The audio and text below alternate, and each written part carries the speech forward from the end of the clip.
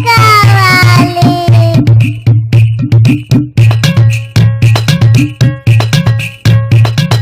వినరా బ్రదరు అయోధ్యనేలే రాముని స్టోరీ.